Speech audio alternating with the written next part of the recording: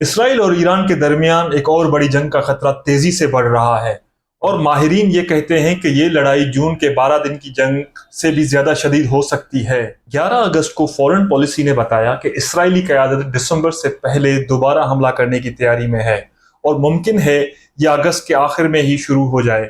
جون میں اسرائیل نے اچانک حملے کر کے ایران کے اندر سینئر فوجی اور ایٹمی سائنسدان مار دیے، اور ایرانی حکام کو دھمکی والی فون کالز کی کہ آپ کے پاس 12 گھنٹے ہیں ملک چھوڑنے کے لیے، تاکہ حکومت میں خوف پھیلایا جا سکے۔ کچھ دن بعد امریکہ بھی جنگ میں شامل ہو گیا، اور انتہائی خطرناک بمبار طیاروں اور میزائلوں سے ایران کے 3 بڑے ایٹمی مراکز فردو، نتنز اور اصفہان پر حملہ کیا۔ ان حملوں میں فوردو کے سخت زیر زمین حصوں میں کئی دھماکہ خیز سوراخ کیے گئے۔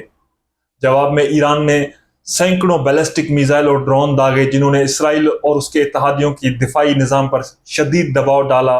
رپورٹس کے مطابق صرف 12 دن میں امریکہ نے اپنے جدید میزائل دفاعی ہتھیاروں کا تقریباً چوتھائی حصہ استعمال کیا، جو یہ بتاتا ہے کہ اگر دوبارہ جنگ شروع ہوئی تو ہتھیاروں کا ذخیرہ کتنی تیزی سے کم ہو سکتا ہے۔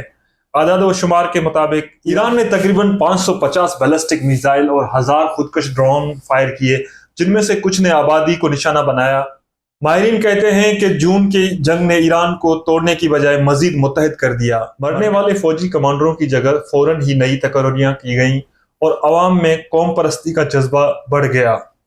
اب برطانیہ، فرانس اور جرمنی نے ایران کو خبردار کیا ہے کہ اگر اس نے ایٹمی مذاکرات میں واپسی نہ کی تو اقوام متحدہ کی پرانی پابندیاں دوبارہ لگا دی جائیں گی۔ آپ نے کل دیکھا ہوگا کہ اسرائیلی prime minister Benjamin Netanyahu نے ایران کے عوام کو ایڈریس کیا کہ آپ کی قیادت نے مطلب ہمیں حملے پہ اکسایا اور ہم نے حملہ کیا، ابھی آپ لوگوں کے پاس پانی بھی نہیں ہے پینے کے لیے۔ اس نے جگ اور گلاس سامنے رکھا ہوا تھا۔ اب یہ تو ایک قیامت کی نشانی آپ اس کو بول سکتے ہیں کہ ایک جنگی کرمنل، جس کو آئی سی جے نے کرمنل کیا ہوا ہے، اور تقریباً 60,000 سے زیادہ فلسطینی مارنے والا بندہ کسی اور ملک کا خیر خواہ کیسے ہو سکتا ہے کہ وہ اس کے اپنے علاقوں میں، خود اسرائیل میں تو احتجاج ہو رہے ہیں کہ اس کو نکالو، یہ وار کرمنل ہے، وار مونگر ہے، اور یہ دوسروں کو پارٹ دے رہا ہے۔ بالکل قیامت کی نشانی ہے یہ۔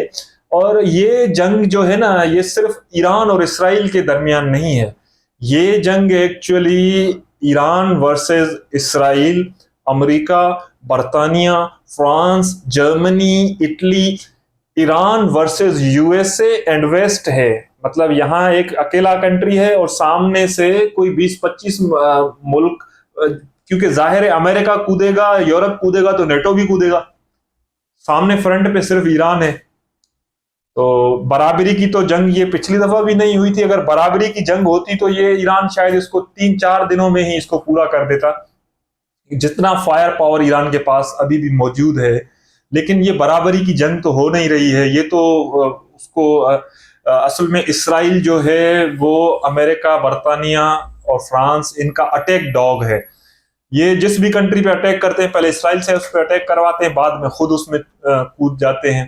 اصل میں ان کو مفت کا تیل چاہیے، جیسے لیبیا کا یہ تیل اٹھا رہے ہیں مفت میں، وہاں کرنل قذافی تھا، اس کو ہلاک کروا دیا، اور اب لیبیا کا سارا تیل یہ لوگ اٹھا رہے ہیں۔ اور اس کے علاوہ آپ دیکھیں، شام 2015 میں امریکہ نے سیرین آئل ریزرو پہ قبضہ کیا، اور آج 10واں سال چل رہا ہے، ابھی تک سیریا کے جو آئل ریزروز ہیں وہ امریکہ کے پاس ہیں۔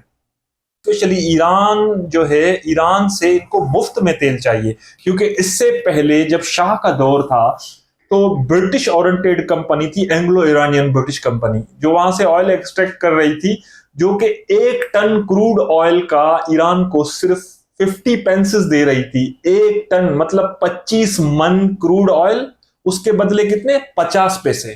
مطلب کما وہ رہے تھے اور ایران غریب سے غریب ہوتا جا رہا تھا۔ اس دفعہ بھی یہی حرکت یہ لوگ کریں گے، لیکن اس دفعہ ایران اتنا اکیلا نہیں ہے جتنا پچھلی دفعہ تھا۔ اس دفعہ رشیا اور چائنا بالکل کھل کے ایران کی سپورٹ میں آئے ہیں۔ ظاہر ہے ایران جو ہے ایک اسٹریٹجک پارٹنر ہے رشیا اور چائنا کا، चाइना को वो तकरीबन अपना 90% क्रूड ऑयल जो है वो चाइना को एक्सपोर्ट करता है, और चाइना को एक सस्ता तेल मिलता है, तो जाहिर है इस वजह से उसकी प्रोडक्शन भी सस्ती होती है और वो सस्ती प्रोडक्ट्स दुनिया में सेल करता है। तो इस दफा चाइना भी बैठ के तमाशा नहीं देखेगा, ये स्ट्रेट जो है वर्ल्ड वॉर 3 को ट्रिगर जा रहा है। अब हम आने वाले दिनों में देखेंगे, क्योंकि अभी बेंजामिन नेतन्याहू ने बोला है कि अगस्त की आखिर से लेकर दिसंबर तक मतलब ये अटैक हो सकता है। तो भाई आप अटैक करें, आपको एक प्रॉम्प्ट रिस्पांस ईरान की तरफ से इंशाल्लाह जैसे पहले मिला था इस दफा भी हो सकता है, उससे भी भयानक रिस्पांस मिले। तो इतना फायर पावर जो है ना इसराइल के पास नहीं है कि एक महीना भी ईरान के साथ जंग चला सके, तब तक ईरान बिल्कुल फ्लैट कर देगा इसराइल को। तो अब ये एक तरह से मार का हक है, जिस तरह करबला में हुआ था, इमाम हुसैन अलैहिस्सलाम अकेले थे और आगे बहुत बड़ा एक फौजी लश्कर था। इस दफा ईरान के साथ भी वही सेम सिनेरियो हो रहा है। 57 इस्लामिक कंट्रीज में सिर्फ एक ईरान है जो पैलेस्टीनियन पीपल की जो रियल आवाज जो बना हुआ है और जो एक जालिम की आंखों में आंखें मिला के इस वक्त बात कर रहा है। लेकिन आपको पता है कि कॉलोनियल माइंडसेट और जो कॉलोनियल पावर्स हैं हुआ, और अपना अफ्रीका एशिया से ब्रिटिश निकला नहीं भाई, कहाँ निकला? अभी तक उसका पूरा इन्फ्लुएंस है फॉरेन पॉलिसी में, हर जगह उसकी टांग अड़ी हुई है। कश्मीर का मसला है, ये किसने शुरू किया था? ये नहीं, खबीस अंग्रेजों ने ही तो ये काम सारा खराब किया हुआ था ना। कश्मीर वाला मसला देखें आप, जितने भी दुनिया में डिस्प्यूटेड हैं वो तकरीबन मोस्टली वो ब्रिटिश क्रिएटेड डिस्प्यूट्स इस वक्त चल रहे हैं। तो अभी हम देखेंगे कि आने वाले दिनों में अभी क्या होता है, क्योंकि इसराइली जो पार्लियामेंटेरियंस हैं वो मुतअद्दिद बार ईरान के बाद पाकिस्तान पे स्ट्राइक करने का भी बोल चुके हैं कि हम पाकिस्तान को अनआर्म करेंगे, इसके जो न्यूक्लियर असासे हैं हम उनको निशाना बनाएंगे। तो भाई ये पावर आपको किसने दी है? पहली बात कि आप किसी भी सॉवरेन कंट्री पे जाके अटैक करें, उसके न्यूक्लियर ठिकाने तबाह करें। आपके पास भी तो 90 एटमी बम पड़े हुए हैं, ये कहां से आए हैं? असल अगर इतना ह्यूमन राइट्स को इनको ख्याल है यूएसए और वेस्ट को, और कंबाइंड यूएसए वेस्ट को अगर इतना ही ह्यूमन राइट्स का ख्याल है, भाई इंसाफ तो ये है, अमेरिका अगर इंसाफ करना है तो इंसाफ तो ये है कि दोनों नेशंस को डिसआर्म करे, इसराइल को भी करे और ईरान को भी करे। सबसे बड़ा खतरा इस वक्त मिडिल ईस्ट में जो है वो इसराइल है, ना कि ईरान। आप ईरान की हिस्ट्री देखें, ईरान ने किसी भी नेशन पे हमला नहीं किया। हाँ, रिटेलिएशन की होगी, मतलब किसी ने ईरान पे हमला किया तो ईरान ने जवाब दिया होगा। वैसे ईरान ने पहल नहीं की है किसी भी हमले में, किसी भी मुल्क पे उसने हमला नहीं किया। हाँ, इसराइल है जो उसने सीरिया के 400 स्क्वायर किलोमीटर इलाका वो कब्जे में लिया हुआ है। लेबनान के जो बॉर्डर एरियाज वाले इलाके हैं वो इसने कब्जा किए हुए हैं। जॉर्डन के साथ इसका मसला चल रहा है, इजिप्ट के साथ इसका मसला चल रहा है, फलस्तीन को तो इसने मिसमार कर दिया है। तो भाई असल में डिसआर्म करने की जरूरत किसको है?